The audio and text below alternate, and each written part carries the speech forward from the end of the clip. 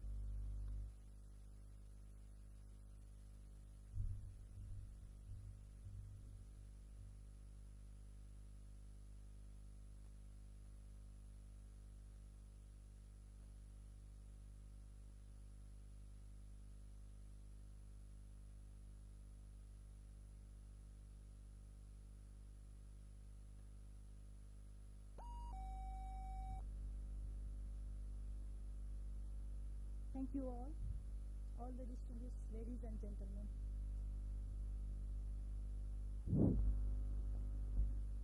Namaste and a very good morning. I am Jyoti Dakal, Survey Officer at Survey Department and a proud alumni of Land Management Training Center. Today, I have the privilege to be the Master of Ceremony of this opening session. We are gathered here for the opening ceremony of the International Workshop on Land Use Planning and Land Administration, Integration and Decentralization. I have the honor and enormous pleasure to welcome you all in this august gathering of distinguished personalities.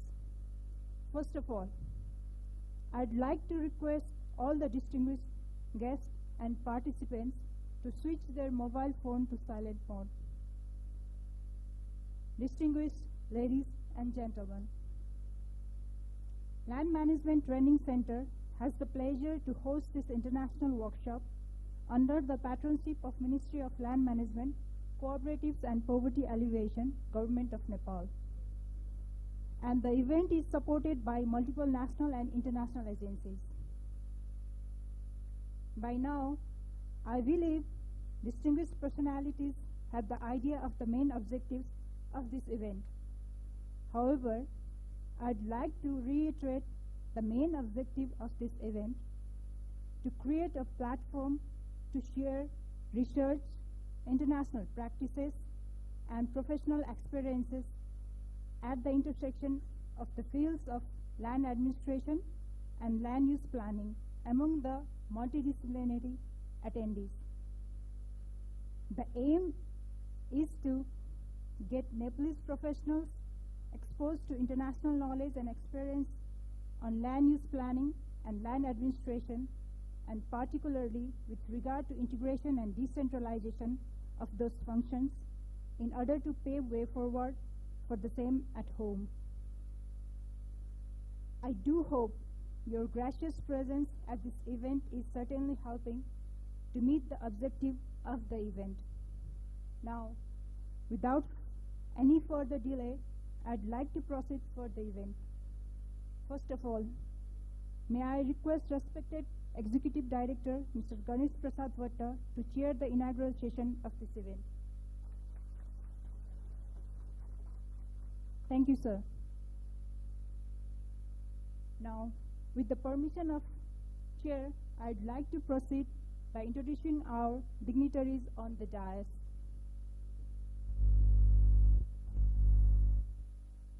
I'd like to request Honorable Minister for Land Management Cooperative and Poverty Alleviation, Honorable Minister Mr. Rajendra Kumar Rai, to take the seat of the Chief Guest. Thank you, Honorable Minister. We have been encouraged with your presence. We invited Member of National Planning Commission, Nepal, Mr. Kusendra Bahadur Mahat, but due to his overlapping schedule, he could not make it. Now, moving further, I'd like to introduce Vice Chancellor of Kathmandu University, Professor Dr. Vola Thapa, as a special guest of the ceremony. I'd like to introduce Secretary of Ministry of Land Management, Cooperatives and Poverty Alleviation, Dr. Damodar Regmi, as a special guest of the ceremony. I'd like to introduce Secretary of Ministry of Agriculture and Livestock Development, Dr. Govinda Prasad Sharma, as a special guest of the ceremony. I'd like to introduce the keynote speaker, Professor Dr. Achyut Wagle, Registrar, Kathmandu University, as a special guest of the ceremony. Now, I would like to introduce Mayor of Dulikhel Municipality, Mr. Ashok Benju, as a special guest of the ceremony. I'd like to introduce representative from the World Bank, Ms. Lada Strelkova, as a special guest of the ceremony. Thank you, all the distinguished ladies and gentlemen.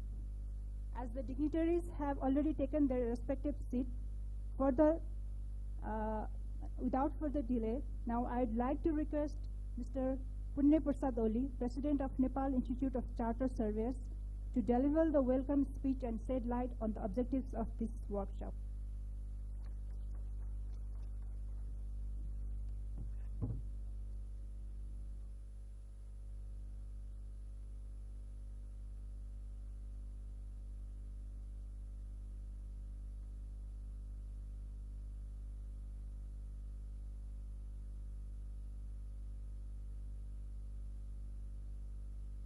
Chairperson of the session, Honorable Chief Guest of the ceremony, Minister for Land Management, Cooperative and Poverty Alleviation,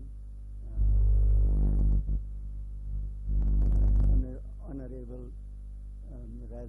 Rajendra Kumar Rai, distinguished guests, ladies and gentlemen.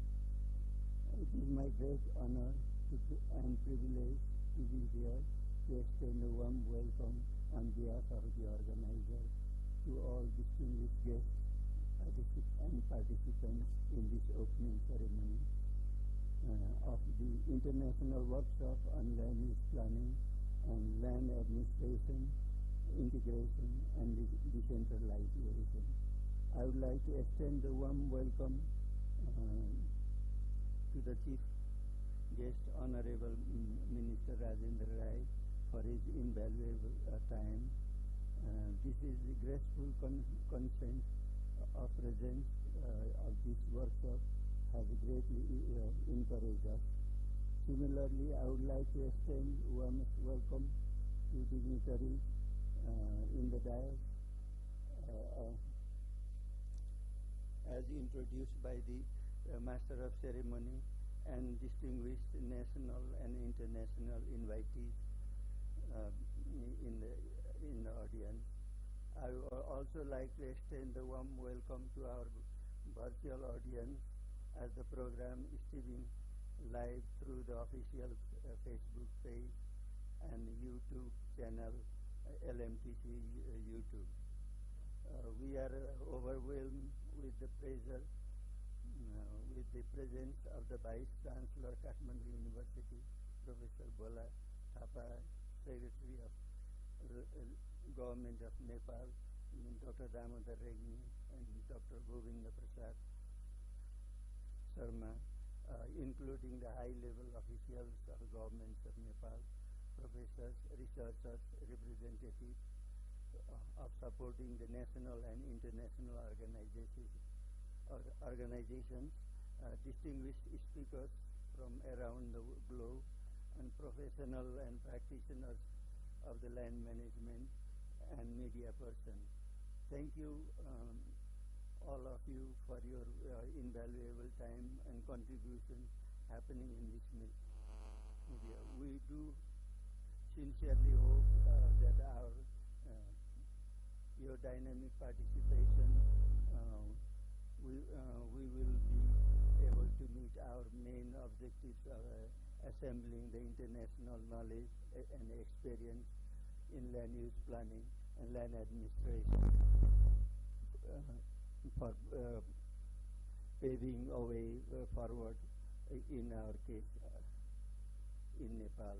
I hope you all have received the detailed event schedule since this is a closed event, and we are indebted to all the distinguished speakers, presenters, for being kind to accept our request and for presentation.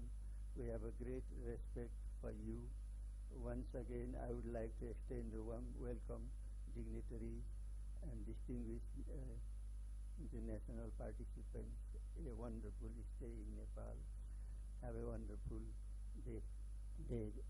Thank you.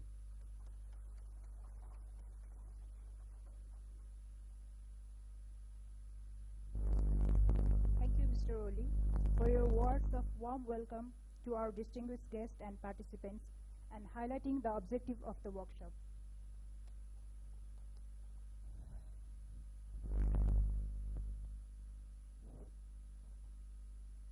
Now, I have the pleasure to invite the chief guest of the ceremony, Honorable Minister Mr. Rajendra Kumar Rai, to inaugurate the workshop with traditional way by lighting the lamp. In the same time, I'd like to request the team of Batuks for the Swasti Vachan.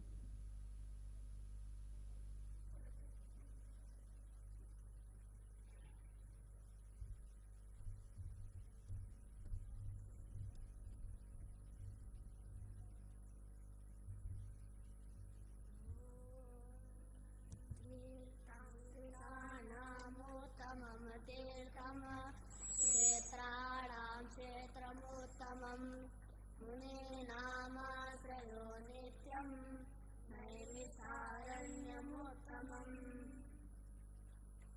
हरिः ॐ स्वस्ति न इन्द्रो वृद्धश्रवाः स्वस्ति नः पूषा विश्ववेदाः स्वस्ति नस्तार्क्ष्यो स्वस्ति no बृहस्पतिर्दधातु भद्रं कर्णेभिः शृणुयामदेव भद्रं पश्येमार्चभिर्यजत्राः स्थिरैरङ्गैर्सुष्ठुवागोसस्तानो निर्व्यासेमाहि देवाहितं यदायुः शान्तिरन्तरिक्षगो शान्तिः पृथिवी शान्तिरापः शान्तिरोषधयः शान्तिः वनस्पतयः शान्तिर्विश्वे देवाः शान्तिर्ब्रह्म शान्तिः सर्वगो शान्तिः शान्तिरेव शान्तिः सामा शान्तिरेधि ॐ शान्तिः शान्तिः शान्तिः.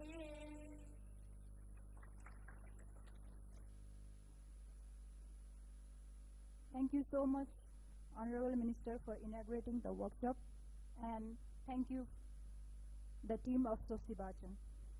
Now, I'd like to request Honorable Minister, for opening the workshop by cutting the ribbon of the banner.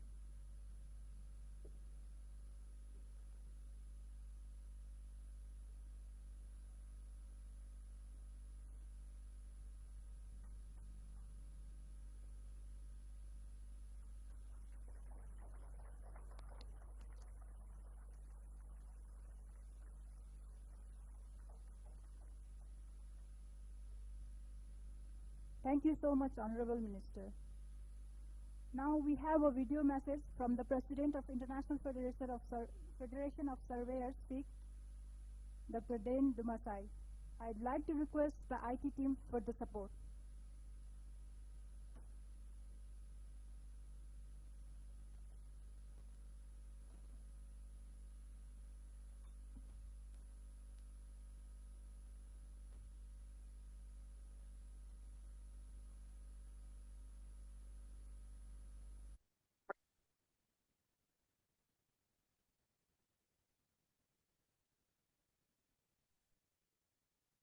Hello, my name is Diane Jumashi, President of FIG. Thank you for inviting me to say a few welcome words to you at your international workshop on land use planning and land administration, specifically looking at integration and decentralization. Dear Minister for Land Management, Cooperatives and Poverty Alleviation, dear ministers in allied sectors of the Nepal government ministries, representatives from the World Bank, Korean Green Growth Trust, dear Cadastre International and University of Twente, both of whom are FIG members, as are FIG Dear Member Association, Nepal Institute of Chartered Surveyors, Nepal Survey Department, and friends from Nepal Remote Sensing and Photogrammetry Society.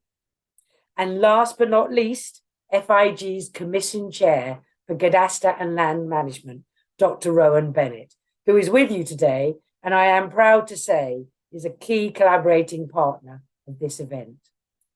Dear ladies and gentlemen, it is a pleasure for me to address such a distinguished audience on behalf of the community of International Federation of Surveyors and its more than 100 member associations throughout the world, representing probably in excess of 300,000 surveyors from the land and built environmental professions. Please accept my warm greetings to you all. This international workshop on land use planning and land administration is so very, very impressive, with a range of themes covering a wide spectrum of topics that I see leads towards a specific issue on decentralization and land administration. The organisers should be truly congratulated for putting together such an attractive event. And dear Minister, I'm so pleased to see your wholehearted support of this event, along with your sister ministries in the sectors of agriculture, national disaster risk reduction, survey, and land management. You know, this wide ministerial support is a good thing, because as you know, the pillars of sustainable land governance rest upon good land management and good land administration. So in this regard, I would say that your theme of this international workshop is really timely on a number of counts. First, we are well aware that the issues of land administration and management are in the heart of the global 2030 agenda in terms of the Sustainable Development Goals. And we, as the professionals in the areas of land, engineering, survey, mapping, planning, land administration, geospatial information management, obviously the broad family that we are and all the disciplines we cover. But we have a responsibility to respond to this global agenda and to contribute to improve the living conditions in our societies. Eventually, our profession and what we do in the land and built environment is about people and their well-being. So this is why the new FIG term, which started in January this year, has the vision surveyors serving society for the benefit of people, planet, and to work in partnership. This, as you probably recognize, draws from the UN Habitat philosophy to leave no one behind. So over the next 4 years, FIG will be looking to tackle the global challenges in the land and the natural and built environment. So this underpins why international workshops, such as this convened by you today, are so important, because our competency needs to cover the standards and best practice of surveyors in dealing with issues across the broad spectrum of land administration and management. One answer, of course, is to develop and build capacity. And so members within FIG strive in a number of ways to work across the world, be it in professional development, and specifically here, Rowan's Commission on Cadastre and Land Management, that broadly seeks to provide a discussion platform for ideas and tools to improve land tenure security around the world. And at times, this might be through public-private partnership in land administration, but always with a fit-for-purpose approach. Then, of course, there's the institution development, where we collaborate and assist to build capacity within perhaps the public sector, such as survey and mapping agencies, but also the private sector, assisting professions to build member associations, develop member associations when we are asked. And then there's the third pillar, perhaps, and that's global partnerships. And that's our work with the World Bank and other UN agencies, such as GLTN, to innovate and build fit-for-purpose approaches in land administration and management. So in the context of your deliberations over the next couple of days, above all, the surveyor community can advance discussions of critical importance to the built and natural environment.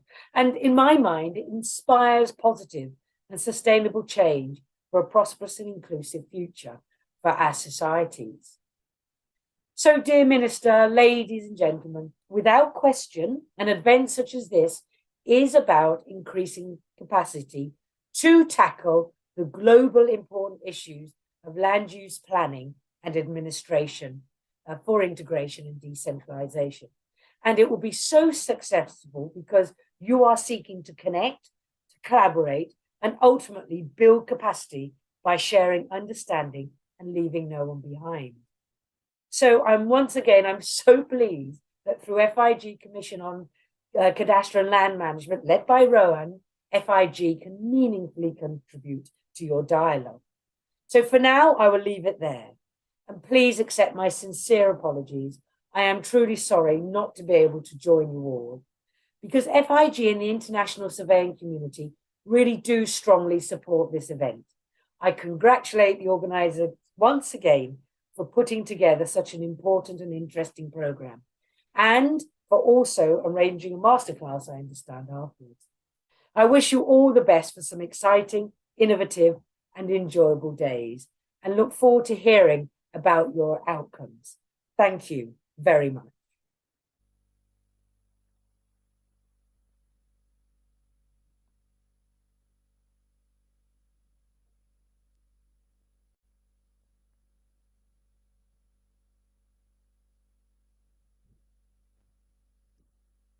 Thank you.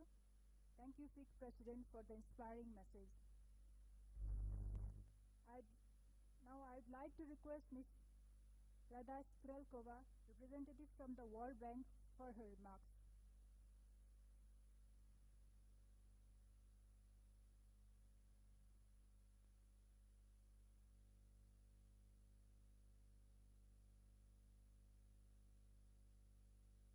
Honorable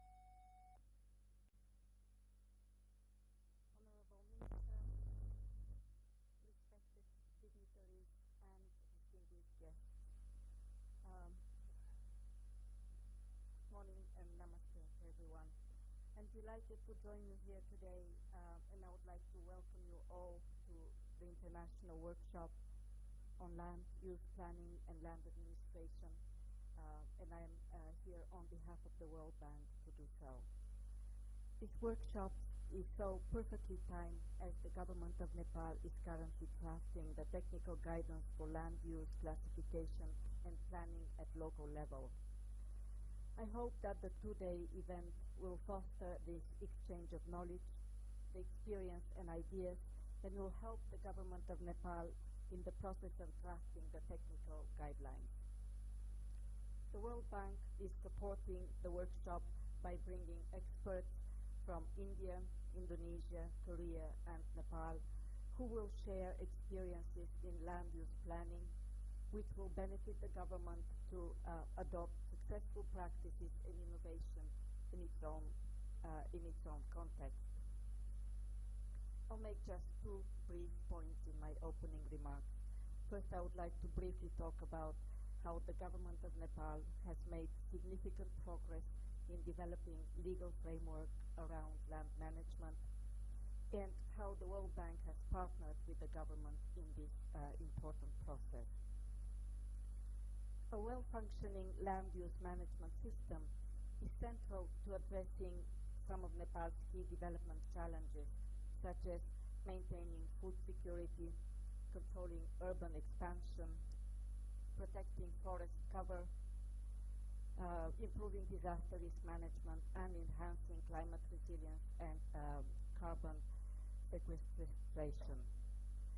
The government has made significant progress in establishing legal framework for land management through the approval of the Land Use Policy in 2015 and the Land Use Act in 2019 and the Land Use Regulation in 2022, the most recent one. The World Bank has been a partner in this process since the development of the Land Use Regulation, as that was part of the first Nepal Green, Resilient and Inclusive Development Policy credit, which was a $1 million budgetary support to the government of Nepal. Developing the previously mentioned technical guidelines is linked to the second Nepal Green, Resilient and Inclusive Development, which we call the GRID Development Policy Credit, and it is of similar magnitude, and it is planned for the end of this calendar year.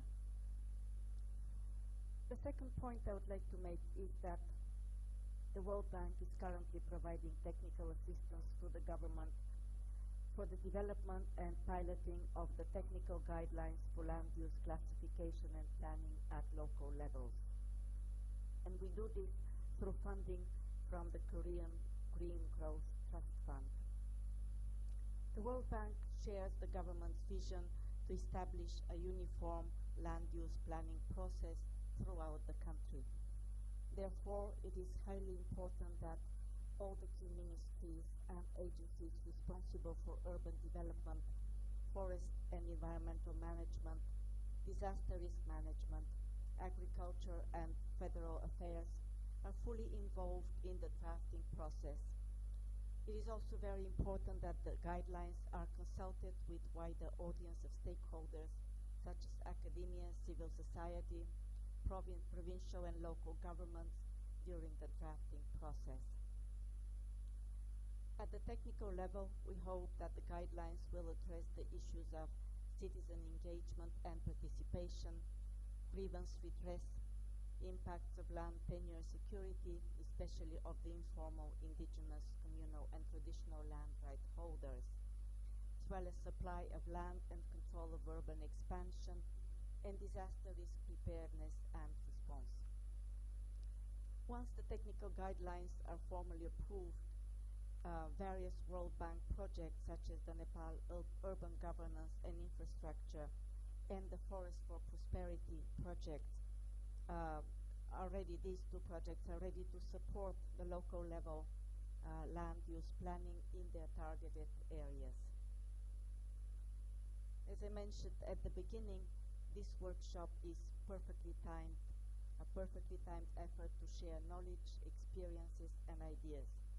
Therefore, I would like to congratulate the Land Management Training Center and the Ministry of Land Management, Cooperatives and Poverty Alleviation for all the organizational work that went into preparing this workshop.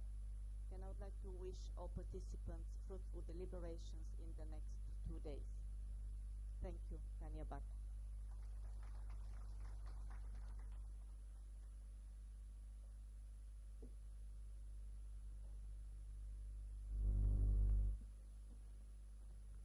Thank you, Ms. Strelkova, for your remarks.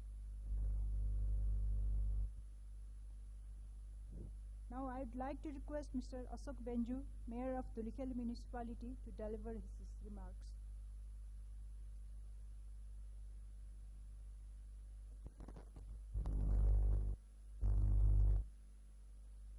धन्यवाद। आजको yes कार्यशाला गोष्ठीका सभापति महोदय, माननीय मन्त्रीज्यू एवं yes कार्यक्रमका प्रमुख अतिथिज्यू, सचिवज्यूहरू, काठमाडौँ विश्वविद्यालयका उपकुलपतिज्यू, रजिस्ट्रारज्यू, वर्ल्ड बैंकका प्रतिनिधिज्यू, उपस्थित भद्र महिला तथा सज्जनवृन्द सबैमा म हार्दिक अभिवादन व्यक्त गर्न चाहन्छु। I am very welcome to all of international delegates for this event. I'm so sorry because 90% of people who are participating in here, they all are Nepalese people and I'm speaking Nepali language. I'm so sorry about your problem. I think organizers also managing some translator. That will be better for this event because of most of the people who are participating, the Nepalese people, I think my thought, it is most important in Nepali language to prioritize.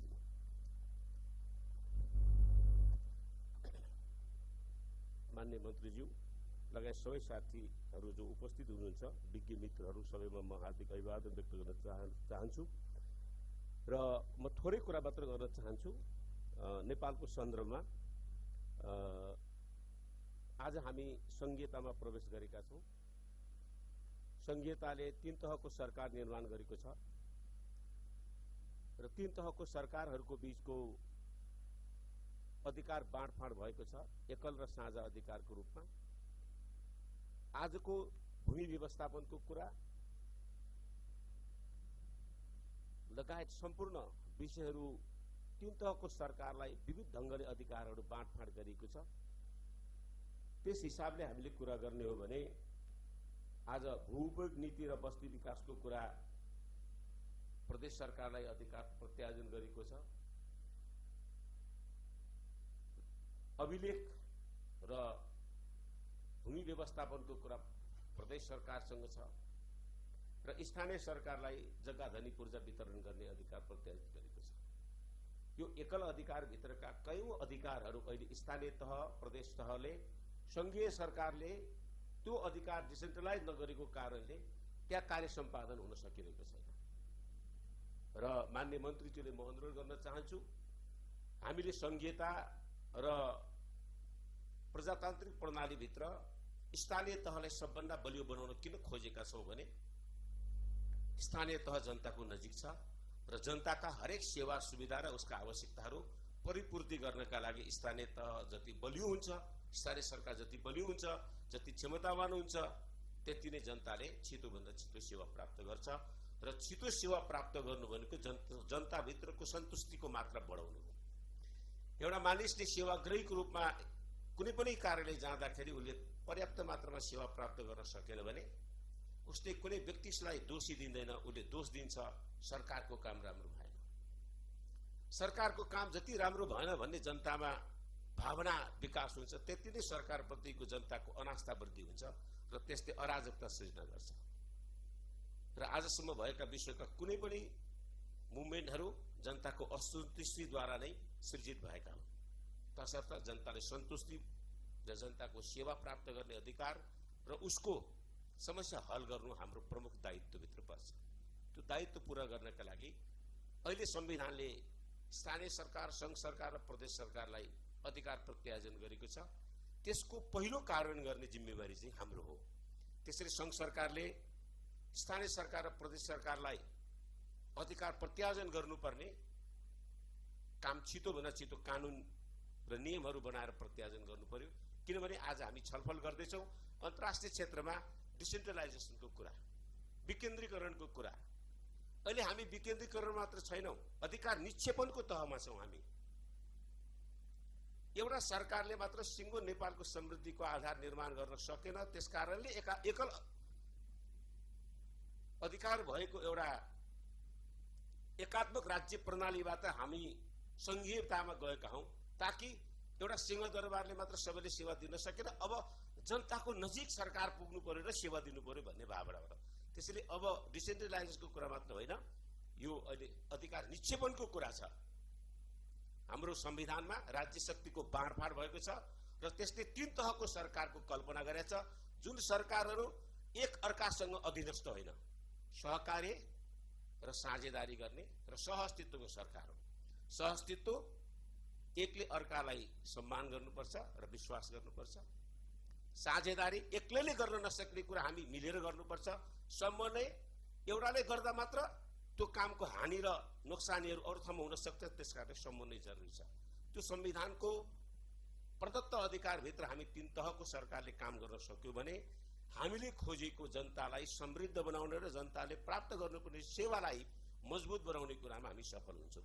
पहिला त्यहाँ हामी ध्यान दिनुपर्छ भन्ने मलाई लाग्छ। दोस्रो, संसारभरिकै कुरामा जग्गा व्यवस्थापनमा सबभन्दा समस्या छ। यदि कुनै पनि देशमा तपाईले त्यहाँको अदालत वा अरू कुनै ठाउँमा निकायमा अर्धन्यायिक निकायमा हेर्नु भने जग्गाको मुद्दा सबभन्दा बढी छ। हाम्रो नेपालमा पनि त्यही छ। सर्वोच्च अदालतदेखि जिल्ला अदालतसम्म हेर्यो भने जग्गाकै मुद्दा बढी छ।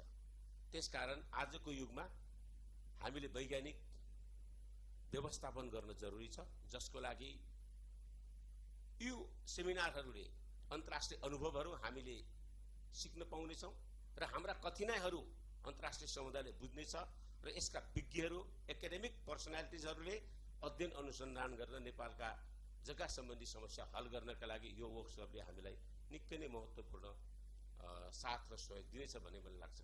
म हाम्रो भट्टज्यूप्रति निकै आभारी छु, किनभने उहाँले एउटा हिम्मत गर्नुभयो। विगत वर्षमा पनि अन्तर्राष्ट्रिय सम्मेलन गरेर अन्तर्राष्ट्रिय अनुभवहरू नेपालको बीचमा र नेपालका समस्या र नेपालले गरेका राम्रा कामहरू अन्तर्राष्ट्रिय समुदायले बुझाउन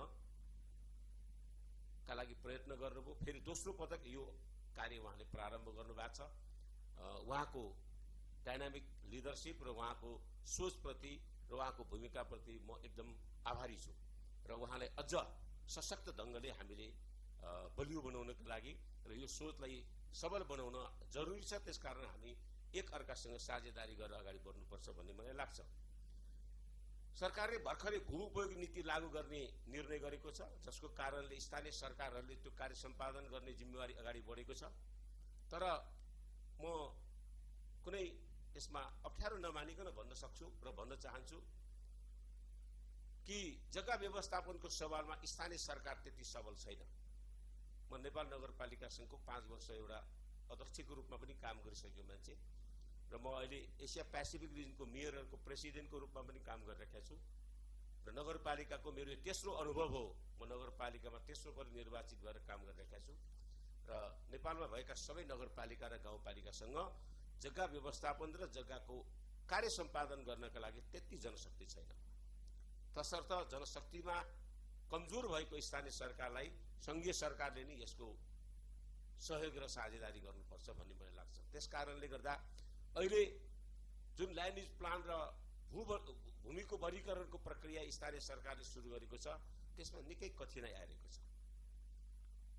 मलाई लाग्छ आजको यो छलफलको टपिक चाहिँ स्थानीय सरकारलाई अधिकार प्रत्यायोजन गरेर यो भू उपयोग नीति जुन लागू हामी गर्दैछौँ त्यसमा स्थानीय सरकारले कसरी इम्पावर गर्न सकिन्छ, त्यसलाई कसरी टेक्निकल्ली इन्हान्स गर्न सकिन्छ र त्यसको संस्थागत विकासमा हामीले के गर्न सकिन्छ भन्ने विषयमा पनि विज्ञ मित्रहरूले आफ्ना दृष्टिकोण, भावनाहरू, अनुभवहरू आज र भोलि यहाँले राख्नुभयो भने सायद हामी स्थानीय सरकारले भोगिरहेको समस्याको हल पनि यहीँबाट निस्किनेछ भन्ने विश्वासका साथ यहाँको बीचबाट बिदा हुन्छु। धन्यवाद।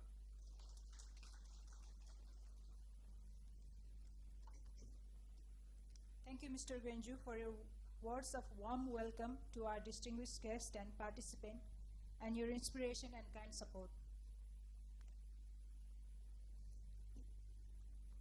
Now, I would like to request the keynote speaker of the day, Professor Dr. Achyut Wagle, Registrar of Kathmandu University, for delivering his keynote speech.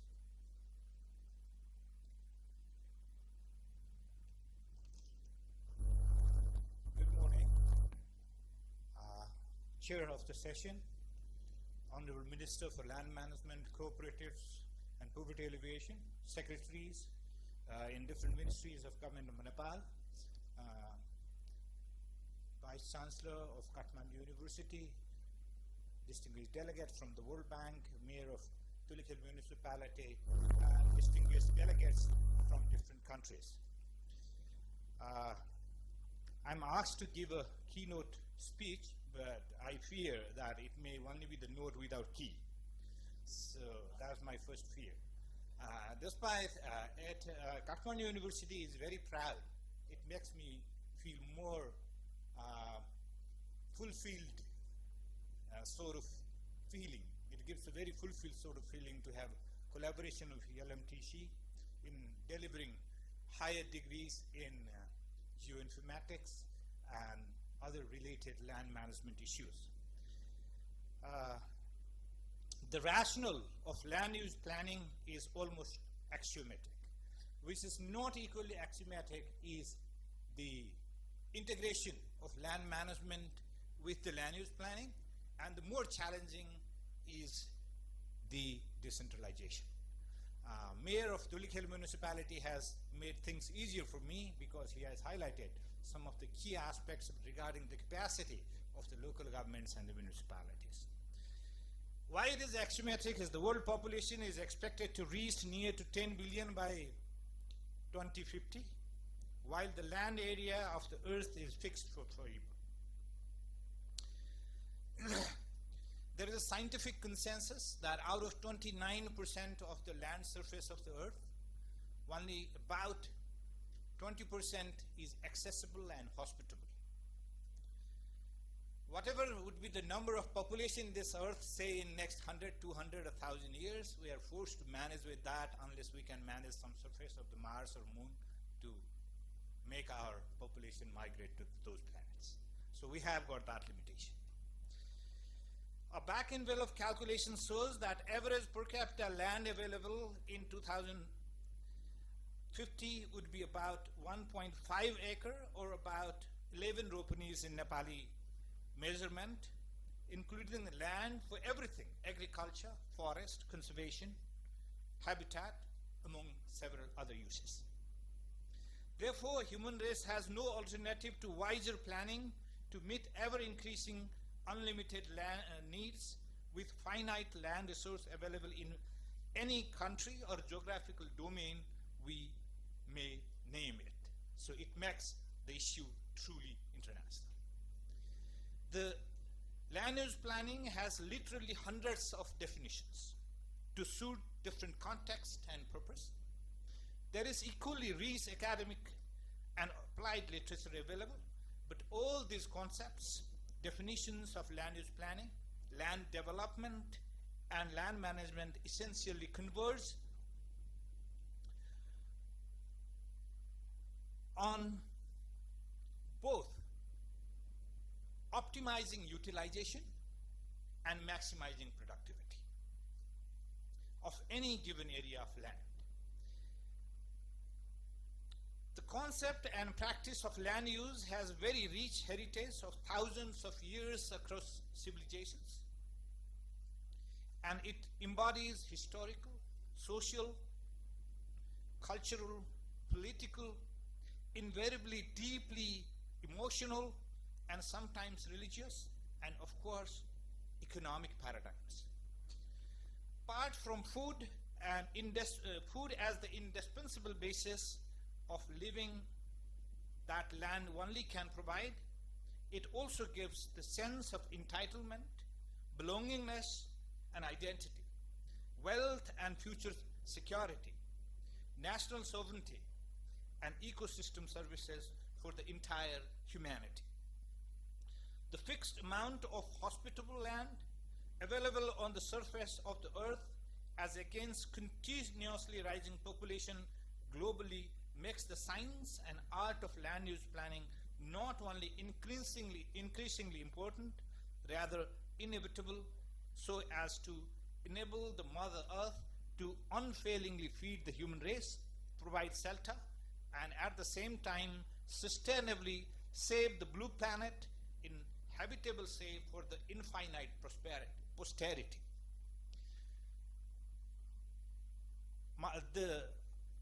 My presentation, I'm afraid it will be limited in our experience of Nepal, but the issues related to law, related to institutional efficiencies, related to decentralization and optimization of use of the land are same.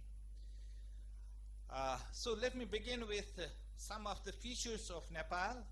The land resources of Nepal is geographical feature of Nepal, predetermining factor like in any other country for land use or land development plan is its geography. Nepal contains some of the most rugged and difficult mountains terrain in the world. Roughly 75% of the country is covered by steep hills and high mountains. From south to north, Nepal can be divided into 4 main geographical belts, each of which generally stretches east to west across the country. The first is Tarai, low flat land adjacent to the border of India. Second, the forested Shivalik, we call it Chure foothills, between Mahabharata range and Chure range. That is the third one. And fourth is the Great Himalayan range. The high mountains of the Himalayan region that comprises about 27% of the country's land surface is perhaps the least studied geographical area of the world, widely known as the white spot after Antarctica.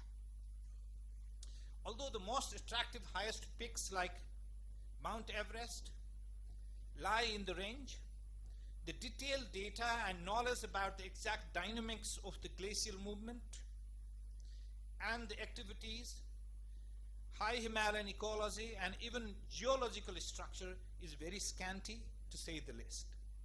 The hilly region comprises approximately 48% of Nepal area, which you can call it the Nepal's hinterland, between Mahabharata and Shivalik ranges. Includes very vibrant valleys like Kathmandu, Surkhet, and Pokhara. But gainful cultivation in this belt is also very limited, largely subsistence. It is challenged by the accessibility to quality transport, quality communication, education, and health services. That still remains a major challenge for development, including the land development. Tarai, the flat land, including some, we call it dunes in inner valleys in Nepali. We call it dunes in Nepali, like Chiton and Dan, with most fertile part of the country comprising about 23% of the land area. But it is a narrow strip stretched between 25 to 32 kilometers. During last few decades, migration from mountains and hills to Tarai dramatically altered the population geography of Nepal, thereby impacting on every aspect of land classification, land use planning at the both end of origination and destination of the population movement. But Nepal has its own constraint with regard to land records and required data to make the land classification and land development plans optimally rewarding for the economy and the society at large. The most reliable source of information about Nepal's land is a 45-year-old land resource mapping with some fantastic images with it, completed in 1977 with the support of the Canadian government. According to the data of Forest Research and Training Center, it is a pretty recent in 2019, 44.47% of the land is forest area, 28.68% is bare surface that is not commonly used, 21.88% is arable, 26% is grassland, 2.6% is grassland, 1.22% is wetland, and 1.15% is covered by housing. Nepal has its own long history of land management in terms of its categorization. For that matter, I assume every country has got very long history of land management and land use in some form. It comprises the categorization, tenure, taxation system, land development, dedicated use of the land, along with the emergence of the concept of the plan development and the land use planning, which we call very commonly these days. These practices on use of land, if not land use planning, have evolved with many unique features, often specific to ecological and geographical belts, according to nature of quality of the available land. Across the diverse cultures and communities, and along with need and objectives of the use of the available land. Some of the land administration and land use planning was there even during the Vedic period. Kautilya's Arthashastra, that is Kautilya's economics popularly known, about 300 BC, states land, the most important natural resource, was primarily in the public sector, with the state holding all virgin land, forest, and water resources. Arable land, however, was both in public and private sector. Crown lands were either directly cultivated by the chief superintendent of the crown or leased out to tenants. Land was granted either in perpetuity or for a limited period on a tax-paying or on a tax-exempt basis. Several ancient documents reveal that in Buddhist era, community or collected Sangha ownership was a practice which was considered judicious, so that in Buddhist literature you find a Sangam Saranam Gacchami. It is not only religious, you go to a collective work, including in the land. So most of the features outlined by Kautilya I find still in practice, you name anywhere in the world. During the reign of Kiras, that started 800 BC, there was a provision to give certificate of land ownership called Lekhya, and owner had to pay tax or kut proportionate to the production. During the Lichvi period, that was 450 to 750 AD, the land tax was collected from the office of Adhikaran, and the land administration was decentralized to the villages called Panchali, the club of 5 people to administer everything related to the local villages. When Kathmandu valleys were ruled by Malda kings, King Jayasthiti Malla, 1382 AD, surveyed the land he ruled and authorized to sell and mortgage. King Ram Saha, that is 1606 AD of Gorkha, introduced productivity-based land measurement on the basis of the toil like plow and spit, how much plowing and how much was spreaded, and on the basis of amount of seed used like matomuri, bijan, and mana. Those were the measurements in Nepal. A land record system or Lal Dhadda or Red Book of 1840 AD and Mort Dhadda or Record Compilation Office were set up in 1822 AD for systematic survey records and also to collect the revenue on the basis of these records. After the enactment of the Civil Code in 1853, systems for land valuation, land survey, and collection of land tax were brought in practice under a dedicated office called Tehsil. This Tehsil was later merged. The Tehsil was initially formed to pay salaries to the employees and collect taxes. And in the same year of 1902, a land measurement in the plains known as the Madesh Mal Sawa, land rule related to Madesh area, was also implemented. Later on, there was the land was managed through the landlords and patwaris, the government appointed clerks. Then in the hills, similar management was done by the landlords and the mukhias, the village headmen. In 1903 AD, Rana Prime Minister Chandra Samsej classified the land into 4 categories that used to be the best, known as the hallmark land, the secondary land, wetland, and dry land, or pasture land, known as Abbal, Doyam, Seema, and Chahar in Nepal, and varied the rate of taxes accordingly. Related legal, institutional, and operational arrangements have also gradually evolved. I think many of the land development history of the world in many countries is comparable.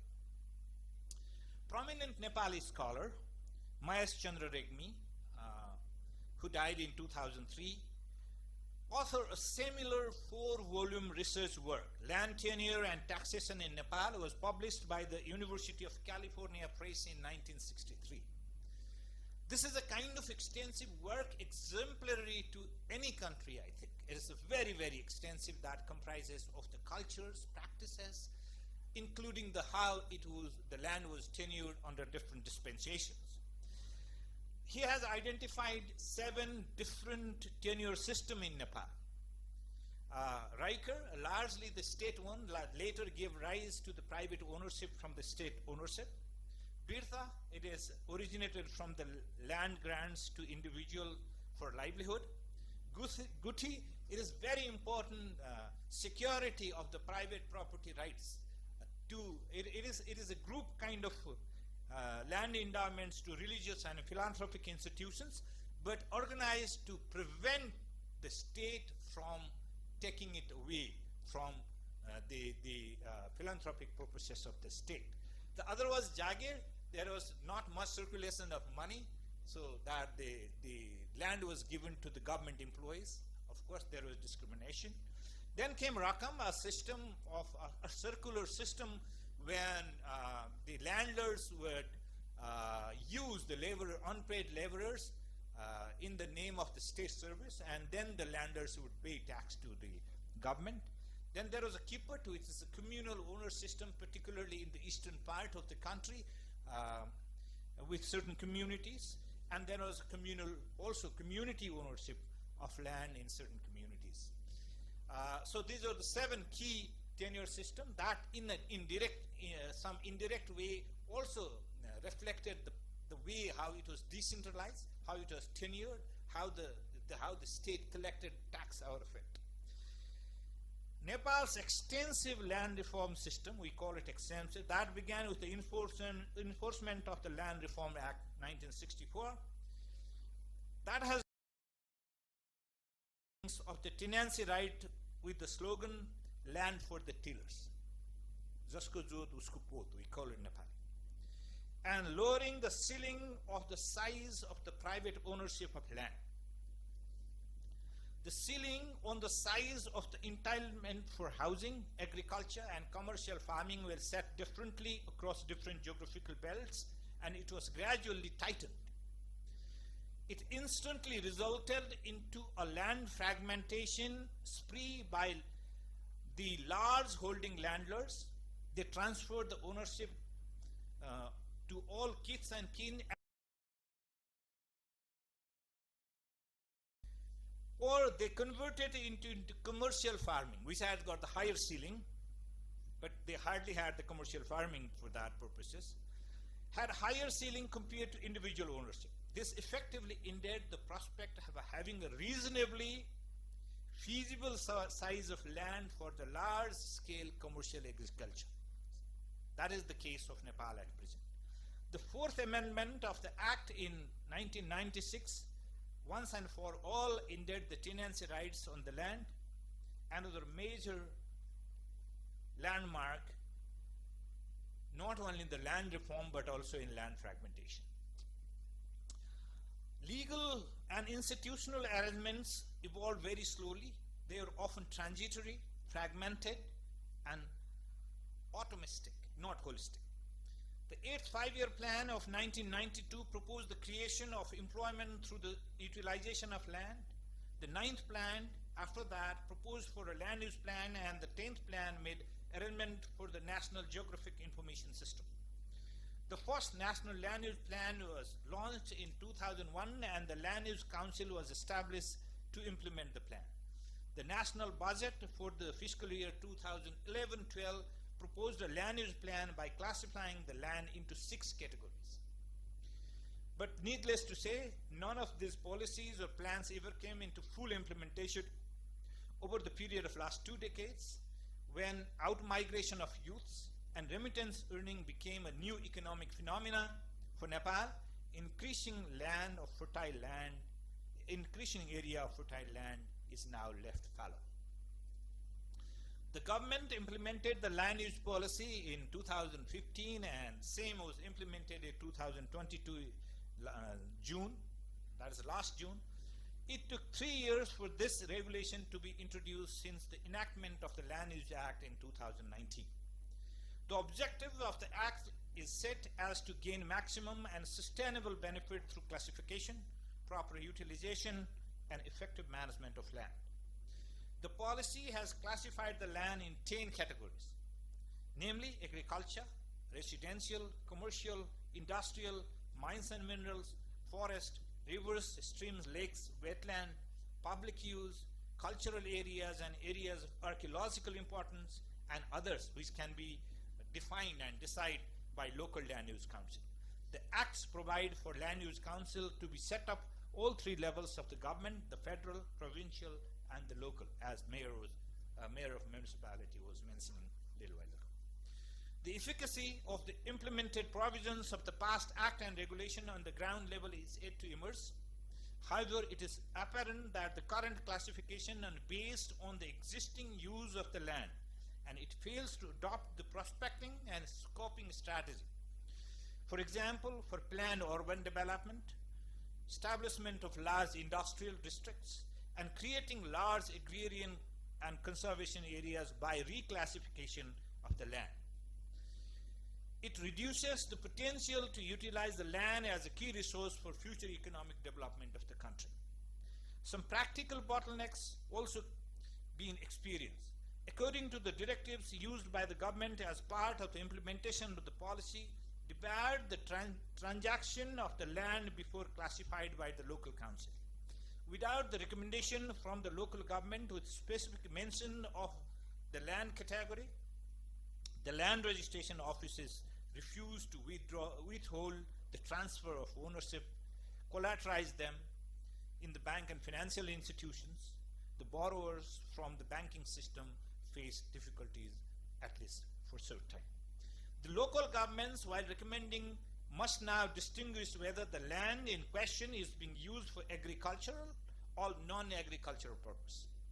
But most of the local levels are yet to develop their own land use plan. Often they lack technical competence, which he was mentioning, to classify it objectively, and they are prone to local, social, and political pressure to classify the land as per the demand of the beneficiary than reflect the actual pattern of use. According to a provision in the land use regulation, the Ministry of Land Management should make the original map with the classification available to the local levels, and they need to follow the same while recommending the status of the land for transaction or records. Even if the local level wanted to modify the classification, it should first be sent in writing to the ministry itself for the approval. Such policy confusion and overlap of authority have only added the mismanagement, more arbitrary classification of the land, and impacted on the implementation of the land-related policies. The municipal authorities seem compelled to recommend most of the thus far agricultural farmland also as non-agricultural one.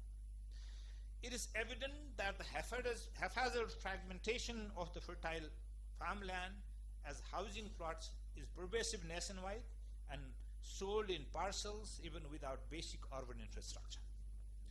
Modern principles, experiences, and practices of land management, indispensable for agricultural and food security, orderly urbanization, and environmental sustainability, have not been followed. Lack of systemic data and information, ideally in the digital form, is proving to be a daunting impediment. Economically, land is arguably the most attractive investment instrument in Nepal.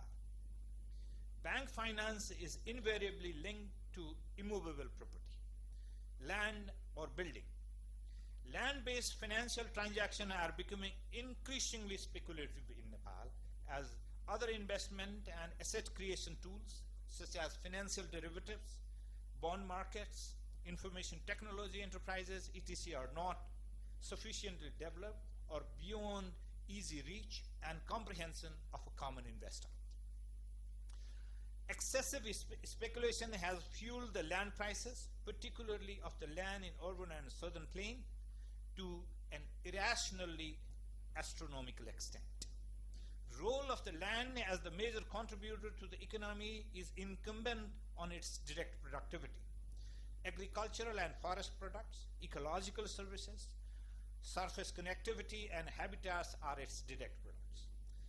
As mentioned, the proportion of arable land in Nepal is very small, and its fertility also varies across the geographical regions. Nepal has harnessed only a limited economic benefits from the forest resources. The current arrangement to assign the responsibility of land classification to the local levels is largely ad hoc, thus has a lot of caveats. Main worry is the availability of the skilled manpower, measurement and survey equipment, and sustainable record and documentation system at the municipal offices responsible for the task. As such, land development could be too tall a task to ask from them. Pervasive conflict of interest is often ruling the roost in every aspect of land use planning, land administration, and land development. The capacity of the local level is equally relevant issue for discussion everywhere in developing world, or at least in the South, the South Asian subcontinent, I believe. The land fragmented as such into very small parcels has been the main Achilles heel to the commercialization of agriculture, rendering it unable to take benefit of the economies of scale in productivity. Actually, the large enough quality land plots required for organized and commercial agriculture is not available anywhere in the country by now. According to the Ministry of Land Management, the land has been divided into 30 million plots. 30 million plots under the entitlement of about 13.5 million landowners. A national or regional model of agricultural expansion and urbanization has never been established in history. The practice of developing land for a specific purpose did not exist. As a result, neither agricultural productivity increased, nor did good cities and planned settlements develop.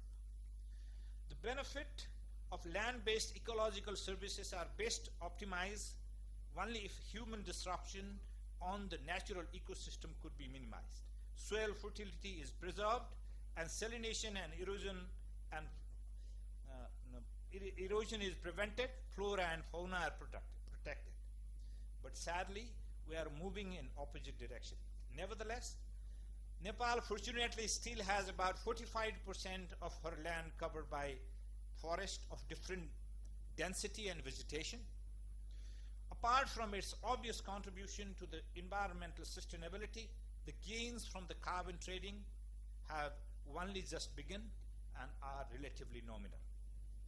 In Nepal, perhaps like everywhere else in the fundamentally agrarian economy in the world, the land ownership is viewed with emotional and spiritual value in addition to social status, livelihood, security, and property-based wealth. Nepal's right-based inheritance laws and customs have led to excessive and accelerated fragmentation of land. People are desperate to own a piece of land, even if it is an unassumingly small, and they effectively had no active use of it. The emotional attraction to the ancestral land, apart from its economic utility, remains strong in our social milieu. Therefore, all aspects of land management should not be treated purely as a technical matter, and any process should embody the capacity to address human sensibilities inherent in it. Nepali politics has fundamentally evolved mainly through the movement against feudalism and authoritarianism. Therefore, the benchmark narratives on exploitation or equality basically emanate from the pattern of land ownership and utilization. The fulcrum to test the extent of the prevalence of feudalism and also the principle of freedom or exploitation in politics is actually the pattern of land ownership and distribution of its productivity. The issue of land distribution to landless squatters and the vote bank politics of them is as live as it used to be before. Overfragmentation of land has virtually left thousands of cultivable plots of land unproductive. Lately, increasing amount of land is being left fallow for several reasons, including the outmigration of active age population and degeneration of farm work culture. Nobody really wants to work in the farm. This has given a rise to debate of Nepal having a land bank. Many other countries like Philippines and Indonesia have experimented it. I don't want to delve on it in detail. Its institutional structure was also proposed once, but the priority of different government regarding the proposed land bank also seems to be greatly varied. The concept of the land bank was promoted very aggressively in the previous year, but the current political leadership seems to have only a lukewarm response to it. Lack of political consensus on such a serious national issue defeats the twin objectives of making land a basis of economic prosperity and making the land management future-oriented and effective. To conclude, let me touch upon a few historical, technological, and economic contexts of Nepal that should provide some meaningful reference for Nepal's future of land use planning, use of land, and reaping economic benefits from the land not only by the present but future of humanity. What has deeply touched me is that throughout history, until the invasion of cement and roads in our virgin lands, Nepal's main hinterland put the land use planning in practice in the form of the perch settlement on the hilltop.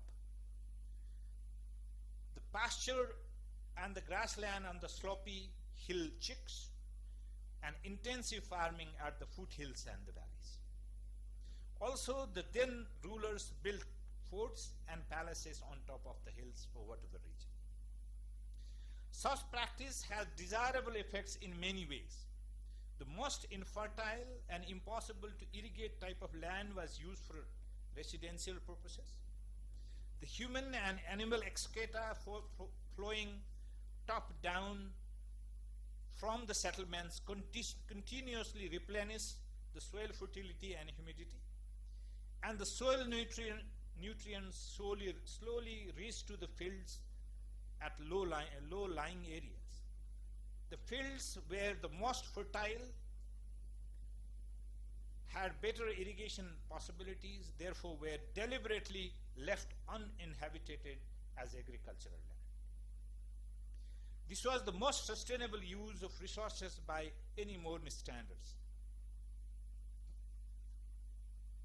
Now, when we claim to have knowledge and technology for scientific land use planning, our most fertile lands are covered with unplanned concrete jungle. Nepal, and any other country for that matter, needs to invest in several forms of modern technology to continuously improve the data quality on land. Use of satellite imaging for survey of multiple facets, analysis of big data so obtained, use of artificial intelligence and cloud computing to optimize the results need large investments. Digitization of historical records and information, and align the related data of cadastral survey and ownership tenure system with the land use planning is indeed a Herculean task, at least for Nepal. Nepal certainly has taken some much needed initiative, but the progress has been very tardy. The political class is urged to understand the future of land management, land development, and land use planning, largely to depend on our ability to make best use of the rapidly evolving disruptive technology. And there must be readiness to spend for faster technological adoption in the sector, mainly from the public coffers. The most compelling economic growth model in contemporary economic science, the intergenerational growth model, is in fact fully congruent to the land economy with intergenerational ownership of the property. The land is a unique but ubiquitous platform to realize the goal of sustainable development. Conservation of natural endowments like soil and water versus the economic growth and the physical infrastructure development are often seen as mutually exclusive and more often than not competing interests of the governments, policymakers, and the planners. The land use planning and management are caught up between these two seemingly opposite pole debates. I think it should no longer be the case.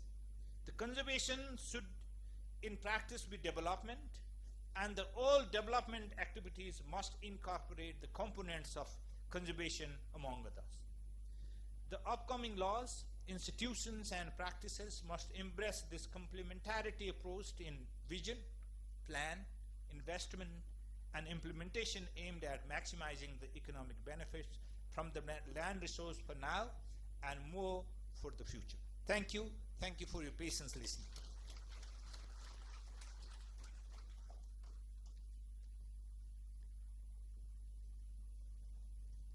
The speaker has laid his enlightenment in impact of land use planning in land economics in the context of Nepal. Thank you so much, Professor Wagle, for delivering enlightening keynote speech. We have the honor to have you as our keynote speaker. I believe it was very helpful to get to know about the impact of land use planning in land economics in the context of Nepal. Thank you, sir. Now, it's my pleasure to invite our distinguished guest, Dr. Govinda Prasad Sharma, Secretary of Ministry of Agriculture and Livestock Development, to deliver his remarks.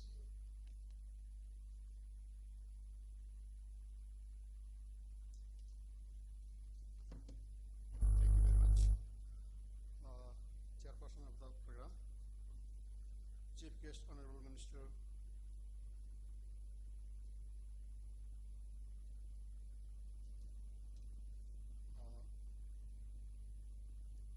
distinguished guests in the dais, respected distinguished international experts, ladies and gentlemen. First of all, I would like to congratulate Ministry of Land Management, Land Management, Cooperative and Poverty Elimination for organizing this international event, and this has been organized in a very real time. So much of the issues has been dealt by the keynote speaker and previous speakers. So I would like to focus on two components, mainly the issues that have been raised in the Nepalese scenario related to the land categorization and land management, and the way forward that we need to take a step in the days to come. So some of the issues that, most of the issues have been highlighted in detail by the keynote speaker. Some of the issues that I would like to mention here is the land fragmentation is becoming very critical in the particularly in the Tarai region and also in the city area, and that has been hampered in the overall planning. Another issue is small holding and multiple parcels. So we have almost 0.868 hectare of the land size per household, with at least 3 parcels of land in total. Another issue is fallow land in the hills is increasing over the period, over the 2 decades. That has been a very great challenge to agricultural production systems, and also the increased fallow land has also impact on bushy increase of the bush area, particularly in the hill area.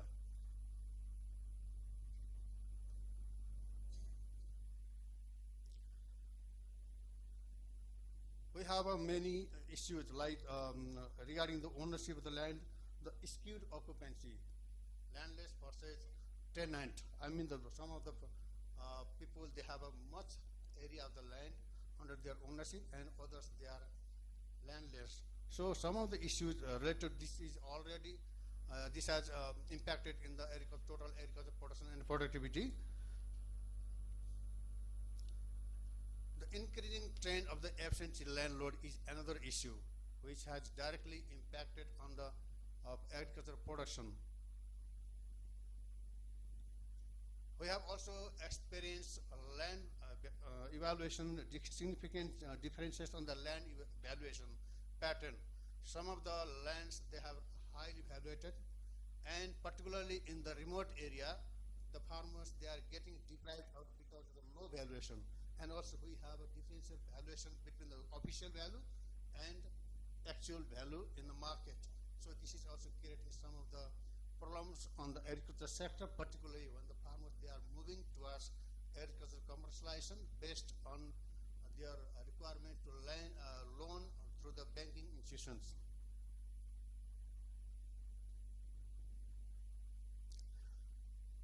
Recently, our Mayor Benju has rightly mentioned that the land management, the land categorization has been a great challenge to local entity. This is because the rules, the regulation of the land has given the authority to, for the land classification to the local authorities. But what have been experienced by the evidences is that some of the local palikas, they have clearly mentioned that they have not been reported that some of the farmers, none of the farmers have reported that the agricultural land under the given palika, and they have mentioned that we don't have agricultural land under our palika, and this is a great challenge to agricultural production system, which is becoming very alarming in the days to come. Almost 150 palika have been so far reported about the land management, land categorization issue, and most of the palika, many palika, they have not been able to carry out this classification system. This is because we have some problems on their, as already mentioned out by the keynote speaker, that this is the welfare, land is taken as the component of the welfare in our society. So most of the people, they don't want to categorize their land under agriculture, because once they keep their land under agricultural purposes, they are getting fear of not having a probability of selling their land when they need. So this is one of the fear that they are keeping over these issues. And I would like to mention some of the issues that we can put away, the way out how we can move ahead. The first step is protecting our agricultural land. We must protect our agricultural land, and we must devise some of the policy. This is not a mere classification of the land into agriculture and non-agriculture purpose, but we need to develop policy and also devise some of the technical. We must develop some of the key expert team at the center, so that they can provide evidence-based classification, and they can support to the local bodies to classify their land according to the actual land value and land footage. And this should be done according to phase-wise classification of the land. Another issue we need to focus is land contract agribusiness bill, which we have developed already through the Ministry of Agriculture and Livestock Development. This is because our system, at the current stage, when some of the farmers they want to have some agricultural commercialization, that is very creating challenge. Some of the horticultural farmers, they came to Ministry of Agriculture and Land Management and also to our ministry, and they reported that they are getting their land leased in for the horticultural purpose. Once they set up some of the properties, some of the infrastructure, but later on the landowner they denied to provide to continue their lease to the farmers. So they were fallen on a large debt trap, limiting their agricultural proposal and agricultural development planning fell behind.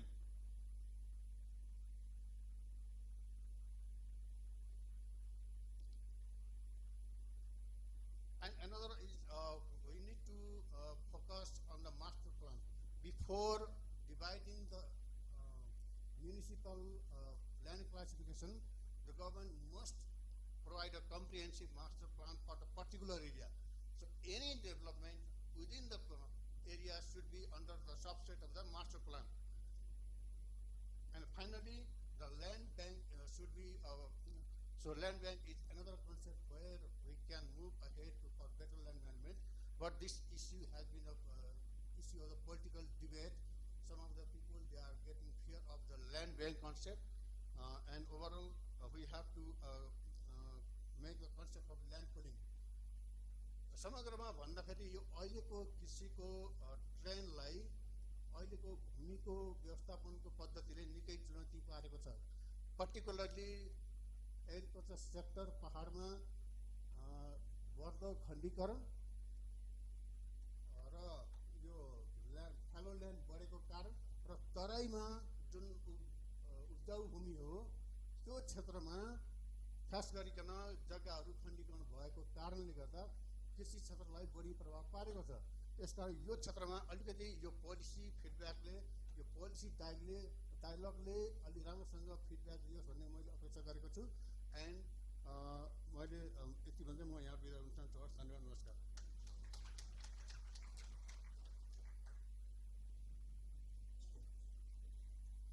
Thank you, Dr. Sharma, for your remarks. Now it's my pleasure to invite our distinguished guest, Dr. Damodar Regmi, Secretary of Ministry of Land Management, Cooperatives and Poverty Alleviation, to deliver his remarks.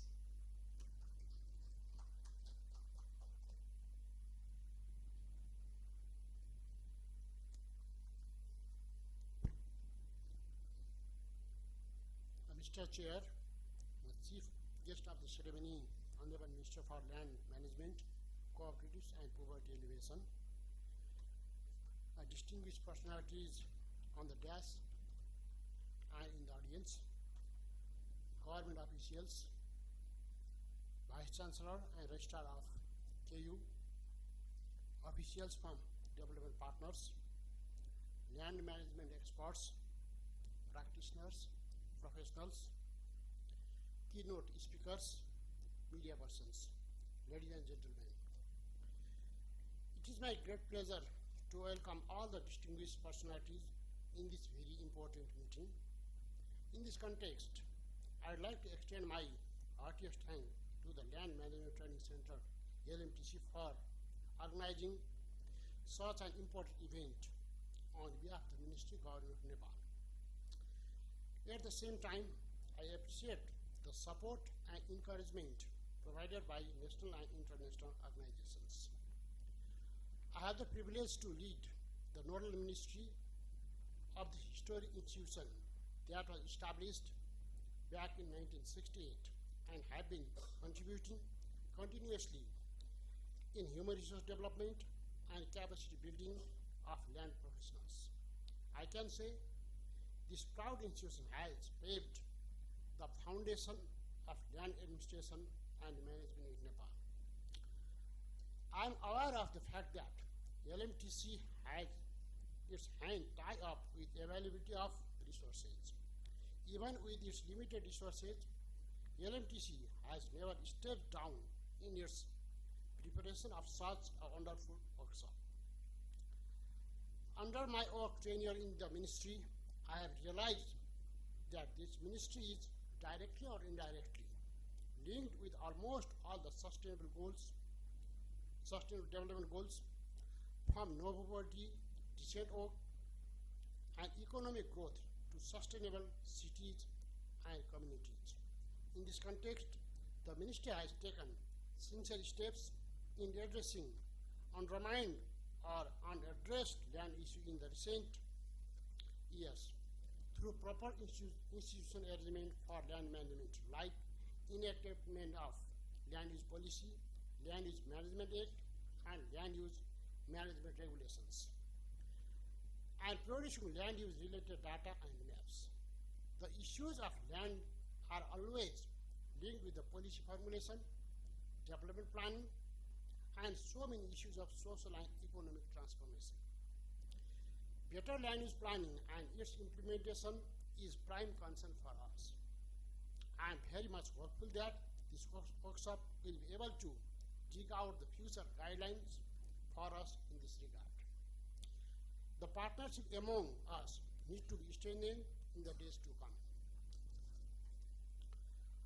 I have to appreciate LMTC for taking the initiative to focus on such relevant issues like land use and land administration for integration and decentralization through providing training and organizing workshops. I am equally pleased to see the enthusiastic participation of the mayors of different municipalities across the country, national and international professionals and experts in this workshop. Sharing our experiences among such a diverse group of audience will definitely bring the unseen issues in the forefront and will help us paving way forward. This workshop, thus, I believe, would link policymakers, users, and service providers, enabling them to share information to promote a knowledgeable workforce necessary for land use decentralization in Nepal. I am sure the output of the workshop will guide the ministry in the right direction in the days to come. Once again, I thank all who have contributed to make this workshop a success in one way or another. My special thankfulness goes to the presenters of the workshop and the guests who came from so far. I wish the distinguished guests from abroad a pleasant stay in Nepal and a grand success to this workshop. Thank you very much.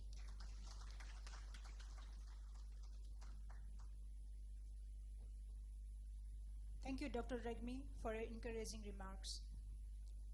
Now I have the pleasure to invite Professor Dr. Bhola Thapa, Vice Chancellor of Kathmandu University, for his remarks.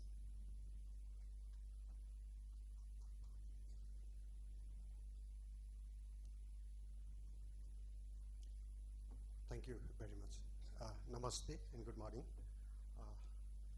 Respected Chair of this inauguration ceremony of International Workshop on Land Use, Planning and Administration, Chief Guest of this inaugural session, Honorable Minister,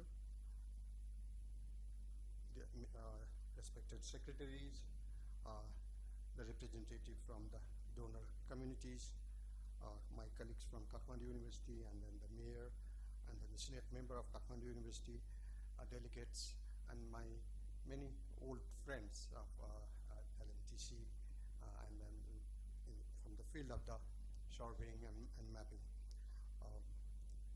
I'm really delighted to be here among you this morning in this inaugural session of the International Workshop on Land Use Planning and Land Administration, being organized by LMTC, and LMTC being a very close associate and partner of Kathmandu University. I would also like to take this opportunity to welcome you all, especially our foreign delegates. So it will provide us opportunity to be connected, to discuss on several issues on land use, land planning, and several other disciplines which are associated with us.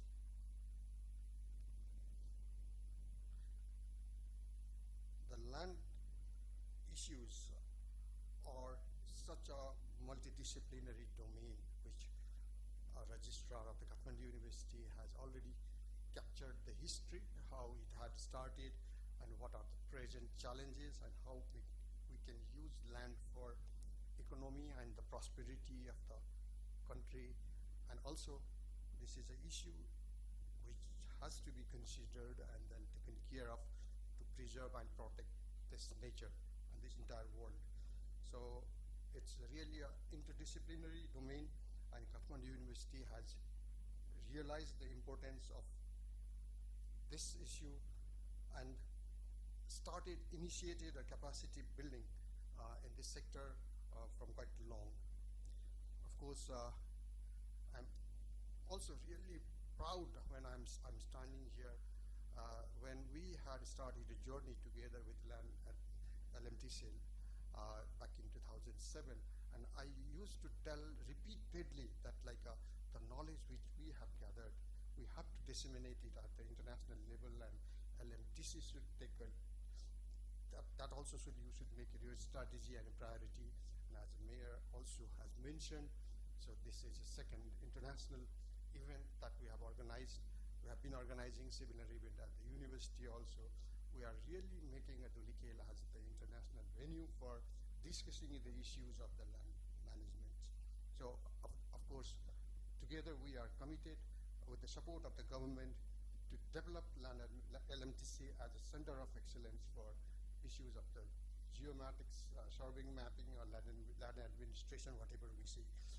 When we started our journey, I don't hesitate, we didn't have any knowledge, and even we didn't have any capacity at Kathmandu University. So when we got a request from the government, so the Land Management Training Center, to initiate the bachelor level program and surveying and mapping, we said, let's not work for today, let's work for the future. And we decided to initiate a program on a geomatics, which even to define for the society, it was quite challenging, but we have proved that. We have proved that we have established this discipline as a geomatics, which is providing a services of all the surveyors, as well as they have been adding a value and putting additional input of the informatics. And I hope the society, government is satisfied with the products of LMTC and KU as a bachelor's in geomatics engineering program, and then later on we also upgraded it as a master's in geoinformatics. When I'm coming to this, of course, the whole objective of Kathmandu University jumping into this program is to provide or to contribute to the Nepali society, and definitely the interest of Nepali society at large was land. Every Nepali feels safe and secure and would like to keep their property is in the form of land, and we said we have to secure, or at least we should contribute as academia. What are the issues related to that? And we started, after successfully launching the program of geomatics engineering in 2007, we started discussing about developing a program on land administration and management almost from 2010. We have discussed with the government agencies, societies, then local government. Before writing this constitution, we have received the inputs from municipalities, then district development committees, and then we had also designed the course on land administration. But unfortunately, we have not been able to run the program on undergraduate level on the land administration. We have been only running that in the graduate program. But Honorable Minister, whole of our idea at that time was, because there are a lot of government employee in land management, especially on the Malpot. So what we have said is they need to know about the legal aspects, they need to know about the economic aspects, they also need about the technical aspects. Those who are serving in the Malpots, that land administration, they are from the general administration. I'm sorry, Honorable Minister, we have not been able to run the course on land administration at the undergraduate level, though we have a program only on the graduate level. That number we produce is not sufficient for all the land related issue and activities and transactions in the country. And I'm also really delighted, at least when we were developing this course, ITC was very closely working with us. I have got good volume of the report which we developed together. Civil societies are there. I can see some of the colleagues here that we have realized the need of that. But at least I can be proud that we have initiated something in this country, and that we have been able to at least bring the issues into the floor. It's a really challenging issue, because the history which my colleague captured long back, and then the problems here, and I don't know what will be the challenges and then need of the land administration issues in the days to come. I was really proud, and I'm proud to share it with you all that when we started geomatics engineering at Kathmandu University together with the LMTC, this was the first course in entire South Asia. And the professor from the Indian Institute of Mining, he was a professor observing, when he knew about that Nepal have already started bachelor program in geomatics, so he came here, visited Kathmandu University, appreciated our work, as well as at the same time criticized the Indian academia, why they don't go for running such programs. So it's now like the challenge as academia, which I see is the land issues which we are talking even today is the physical land which we see now. My colleagues, I have heard in the past also, even though I am not from this field, so you were talking about the space. That is also sort of a land for us. And the challenge which my colleagues at the ministry, especially the spokesman then, Mr. Joshi, you had a very difficult time when there was an issue of the Tukucha. You mentioned, I have heard you on the television that you said, we don't have a mandate to do anything underground. That is what I think you say. Like as a present context, you don't have mandate, but that is also a land. Even the small university at Kathmandu University, we have been developing a tunnel, and then we are trying to use the underground space. So we are trying to utilize. So the future in Nepal and maybe in the world, so even the underground structures or underground space should also be managed, which maybe our rules, our need we do not have that scope. But I, as an academician, feel that we need to look into further. And then the government of Nepal has instructed Kathmandu University to start work to develop a course and to run the course on mining, which is again a new discipline for us. And when we are talking about mining, it is not the surface mining, but it's underground mining. And that's another challenge. It may be, I don't know, how do we plan the land now then? Because in the surface, it may be owned by one, or in underground, it may be owned by the government or into the business. So till now, I think we have contributed significantly. It's a very small university. So again, I appreciate the support of the government for this process to produce the geomatics engineers, the masters in land administration and geoinformatics. We have been a leader at least to initiate this work, and even Tribhuvan University followed. And I would also like to share all my colleagues from the government is now, last week I was in the far western region, and far western region is also really looking for developing some programs on land administration. Maybe because they don't have an engineering program, they cannot go for that.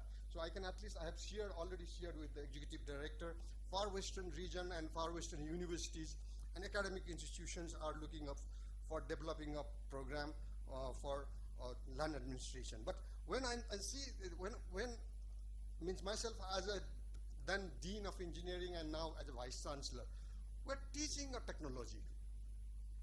But it's very special component when we talk about the land.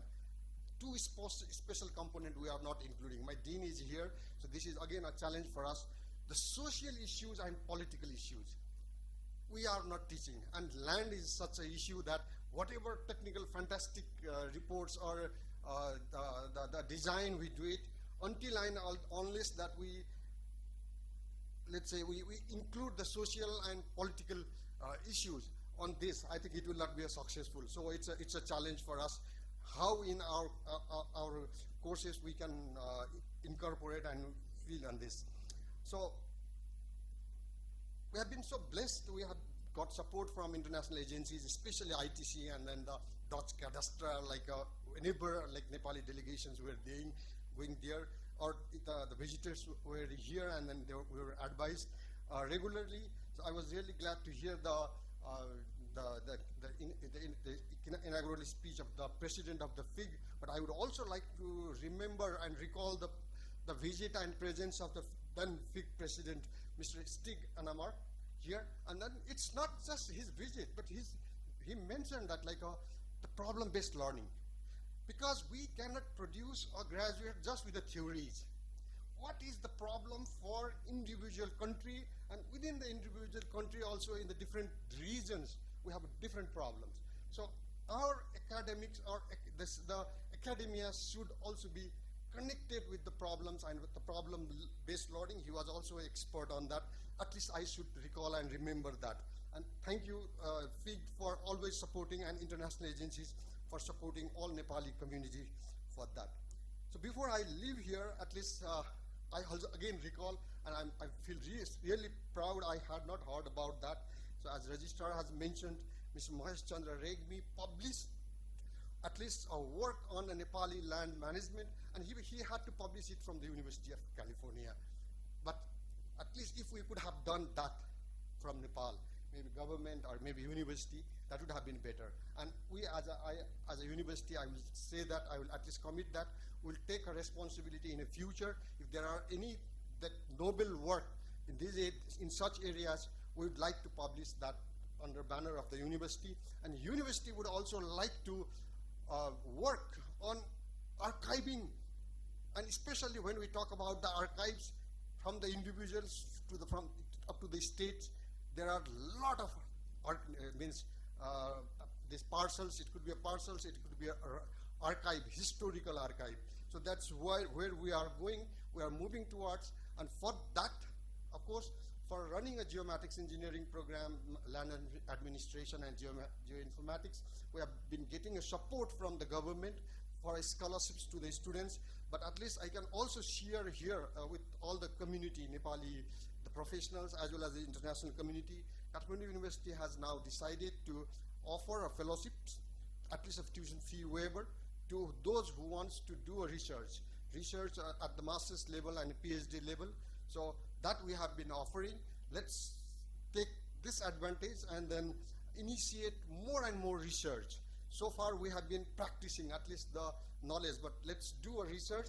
I'm also glad to share with the Honorable Minister, Minister Sir, that Kathmandu University has offered 7 scholarships to Nepal government, so that Nepal government can offer those scholarships to the foreign students to do a PhD at Kathmandu University. So let's, because here are we have colleagues from other universities, as well as I can see the diaspora and Nepali professors working abroad. Let's use this opportunity. And land, it's not just as a service, it's also that there is a lot of commercial and economic opportunities. Let's enter into that. So with this, once again, I would like to congratulate LMTC for organizing this international event. At least this also gives exposure for Kathmandu University to the international arena. I would like to thank everybody who is taking part on this, and then I wish this event a grand success. Thank you very much.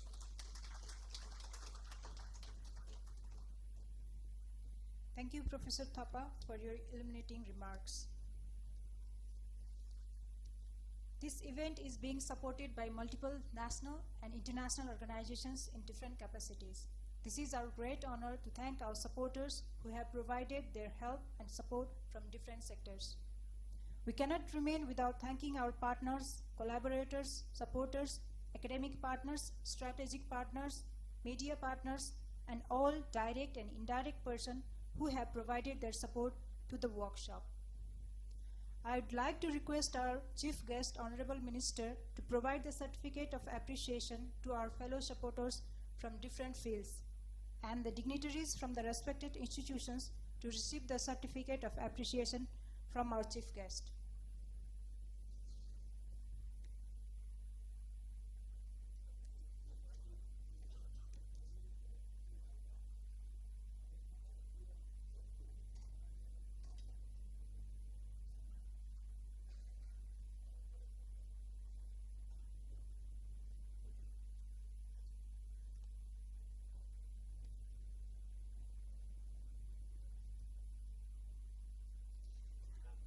As the co-organizer, I'd like to request Director General, Survey Department,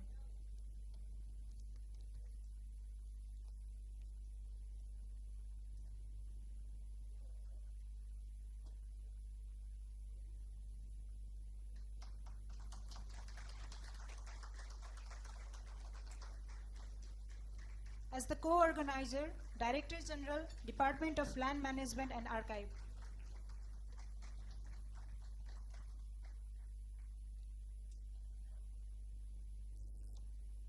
From the professional co-organizers, Chair of Commission 7, FIG,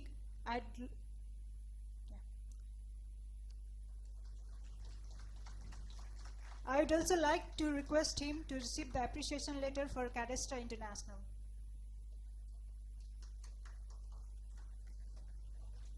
Chair of Commission 2, International Federation of Surveyors, FIG.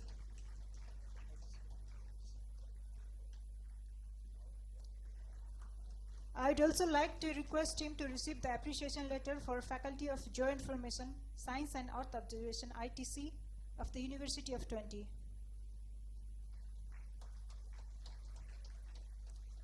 President of Nepal Institution of Chartered Surveyors.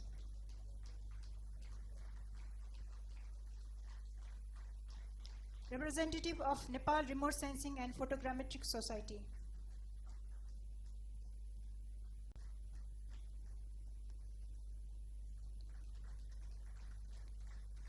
From the strategic partners, representative of the World Bank.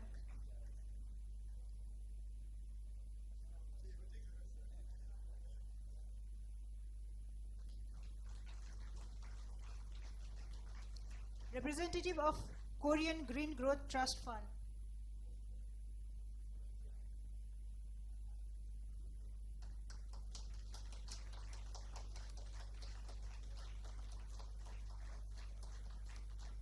Representative from Global Land Tool Network.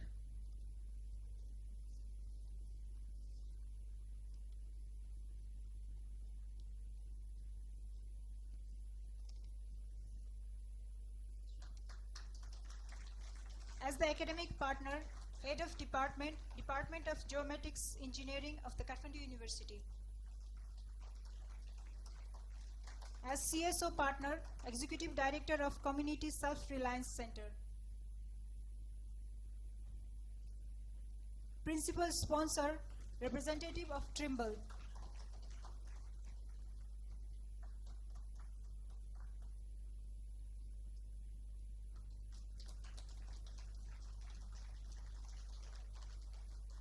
Co-sponsor, representative of GeoSlam Limited.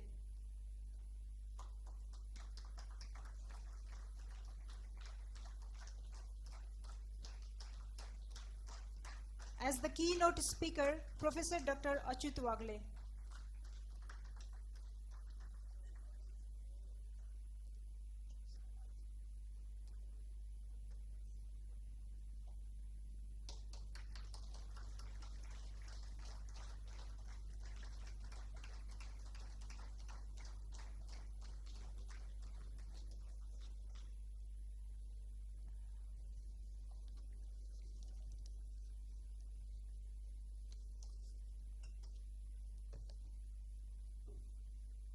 Thank you so much, Honorable Minister. Thank you all, ladies and gentlemen. Now I have the pleasure to invite the chief guest of the ceremony, Honorable Minister Mr. Rajendra Kumar Rai, to deliver his inaugural address.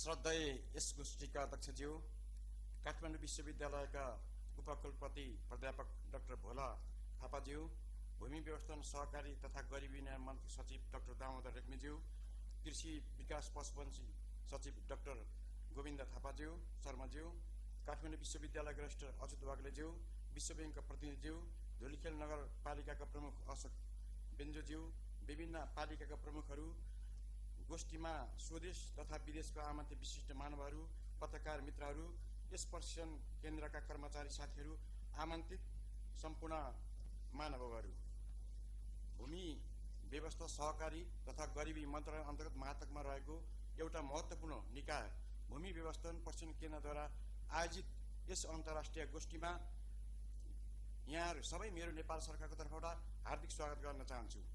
भूमि व्यवस्थापन क्षेत्रको लामो अनुभव, फराकिलो ज्ञान र सम्हाल्नु भएका विदेशी विद्वान पाउना, स्वदेशी भूमिविज्ञ तथा अतिथिहरूलाई उपस्थितलाई हार्दिक धन्यवाद व्यक्त गर्न चाहन्छु। मलाई विश्वास छ भू उपयोग व्यवस्थापन र भू उपयोग क्षेत्रमा वर्गीकरण तथा भू उपयोग योजनाको तर्जुमा गोष्ठीमा महत्त्वपूर्ण सुझाव र निचोड निकालिनेछ। यहाँलाई थाहा छ सरकारको नीति प्राथमिकता न्यूनतम कार्यक्रममा भूमि व्यवस्थापनलाई असाध्यै महत्त्वको साथ प्राथमिकता राखिएको छ। सरकारले नीतिगत प्राथमिकतामा हामीले भनेका छौँ भूमिको किसान सहज पहुँच उपलब्ध गराउन, भूमिको वैज्ञानिक व्यवस्थापन मार्फत यसको सही सदुपयोग गर्न, आवासीय सम्बन्ध मौलिक हक कार्यान्वयन सुनिश्चित गर्न आवश्यक प्रक्रिया अगाडि बढाइनेछ। त्यसको लागि भूमिको डिलिजन नापी भूमिको प्रकृति स्वरूप र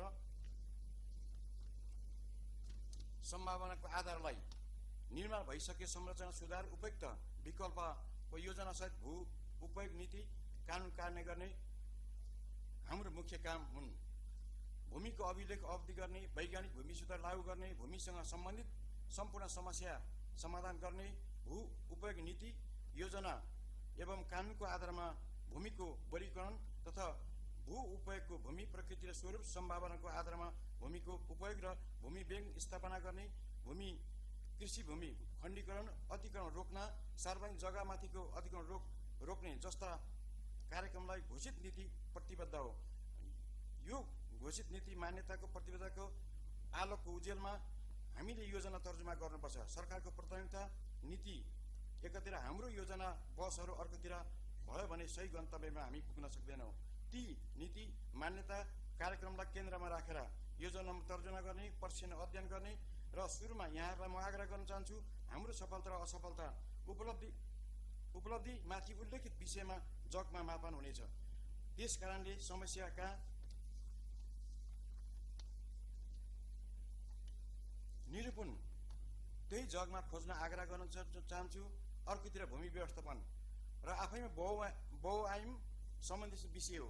यसको योजना तर्जुमा गर्दा होस् या विषय प्रस्तुत गर्दा हामीले भावनालाई होइन वैज्ञानिक र व्यवहारिक पक्षलाई बडो ध्यान दिनुपर्छ।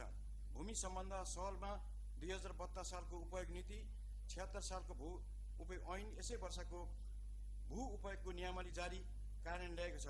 तर भू उपयोग वर्गीकरण र भू उपयोगको योजना तर्जुमाको विषय पहिलोचोटि कार्यान्वयन ल्याएको यो नीतिगत र कानुनी व्यवस्थालाई कार्यान्वयन गर्न चुनौती र देखिएर तथ्य पर सरकार सचेत छ।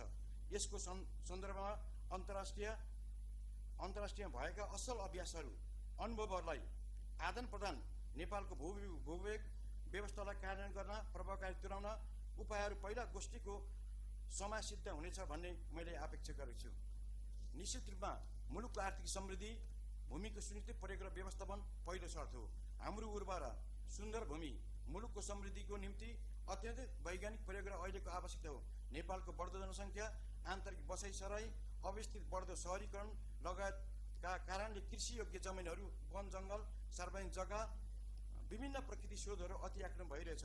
भौगोलिक अवस्थाको परिवर्तन असरले भूक्षय, बढी पहिरो जस्ता विपदहरू जोखिम बढेको छ। यसबाट खाद्य सुरक्षा, सुरक्षित आवास, वातावरण सन्तुलन, दिगो विकासको चुनौती थपिएको छ। यी सबै कुरालाई प्रत्यक्ष अप्रत्यक्ष रूपमा भूमिसँग जोडिएको छ। भूमि र भूमि स्रोतको उपयोग र प्रभावकारी व्यवस्थापन वातावरण र भौतिक पूर्वाधार विकासको बीचमा सन्तुलन कायम राख्न सकेमा मात्र हाम्रो जस्तो कृषि प्रधान देश मुलुकको दिगो विकास लक्ष्य हासिल गर्न, मुलुकको समृद्धि बनाउन सकिन्छ। विभिन्न पालिकाबाट आउनुभएका पालिका प्रमुखज्यूहरू, हामीले नियमावली कार्यान्वयनपछि 8 महिना सँगालेका अनुभवहरू समेत यस गोष्ठीमा छलफलमा ल्याउन सकिनेछ। तसर्थ यस गोष्ठीको उपलब्धि हुन ठानेको छु। यस अर्थमा आयोजकहरूलाई म धन्यवाद दिन चाहन्छु। समारोहको मुख्य प्रवक्ता प्राध्यापक डाक्टर अच्युत वाग्लेज्यूले भू उपयोग योजना र तर्जुमा, यसको आर्थिक विकास प्रभाव र विषयमा दिनुभएको प्रस्तुति अझै नेपालको भू उपयोग व्यवस्थापन ऐतिहासिक पृष्ठभूमि लिएर आर्थिक विकास क्षेत्रमा यसको प्रभावकारी थप स्पष्ट हुन पाएको अनुभूति भएको छ। डाक्टर वाग्लेलाई हृदयदेखि नै धन्यवाद दिन चाहन्छु।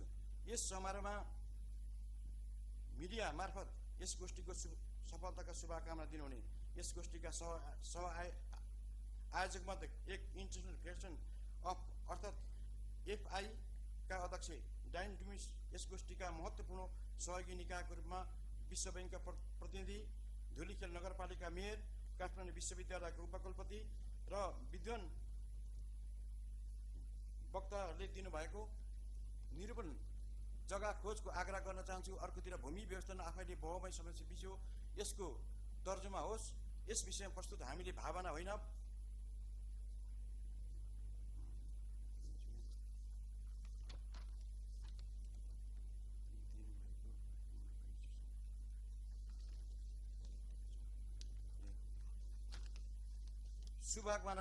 शुभकामना एवं सन्देश विभिन्न दृष्टिकोणले भूवियोगको व्यवस्थापन विषय लिएर आउनु भएको चासो निम्तिप्रति सबैलाई म हार्दिक धन्यवाद दिन चाहन्छु।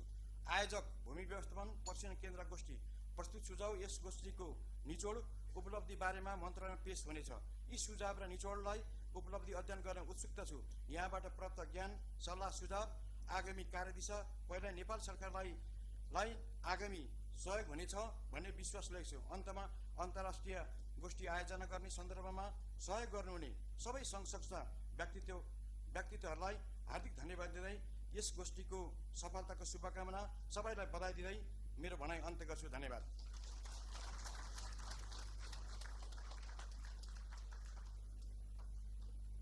Thank you, Honorable Minister, for your wishes and encouraging words. Your presence itself is a great value for us. We are pleased that you have acknowledged Land Management Training Center contribution. Thank you. The end of one chapter is just the beginning of the other. With this, now we are almost at the end of the opening ceremony. Now I would like to call upon Chair of the Session, Executive Director of Land Management Training Center, to deliver his vote of thanks and announce the closure of the session. With this, I would like to leave this stage to the Chair of the Session, and I'd like to request you all to have a group photo after the closing of the ceremony with our chief guest, keynote speaker and presenter on the dais. And after that, we'd like to request you all to have a group photo in front of the campus premises. Thank you. Thank you, Jyoti. Distinguished chief guest of this opening ceremony, Honorable Minister Rajendra Kumar Rai, distinguished personalities on the dais and in the audience. I have 4 pages of bullets to speak to you, but since we are already out of time for 25 minutes, so I will leave it for the later during my informal communication to you. Maybe I will send you through email. So first of all, let me accept my strong apology for the beginning. You know, there is a saying in Nepali, morning shows the day, but I wish this will be the other way around, because our morning was not that very much good, because we delayed the schedule and there were some technical problems due to the traffic jam on the way. We were waiting for our master of ceremonies. He was a bit late, and so that's why everything messed up. And we couldn't fix the noise in the sound due to some other technicalities. We apologize for that. I will not go to read these things. I would like to thank everyone who have supported us and who have helped us to materialize our dream of organizing this event for the second time. What I would like to request you that we have hosted a dinner in the Himalaya Drishya Resort this evening, which is being sponsored by Trimble, our principal sponsor. I would like to invite you all over there. And then there will be a group photograph, and all of you will be there. I hope, not hope, you will be there. So since we are already delayed for 25 minutes, our lunch break will be only for about half an hour to 40 minutes. So please, you will adjust the lunch duration during the time. With this, some housekeeping information. I would like once again to thank Honorable Minister for his support. You know, in the last 2 weeks were quite problematic for us due to the recent government's some regulation regarding the organizing these kind of events, but he brought us his leadership as well as our respective secretary, Dr. Damodar Regmi, helped us to come out of that problem. So that's why we are here able to make this event happen. So I thank both of you very much. Similarly, all the supporters, I would like to thank with this one single word of thank, two double word of Thank you. So thank you all. With this, I announce the closure of this opening ceremony. Thank you all. Please join the group.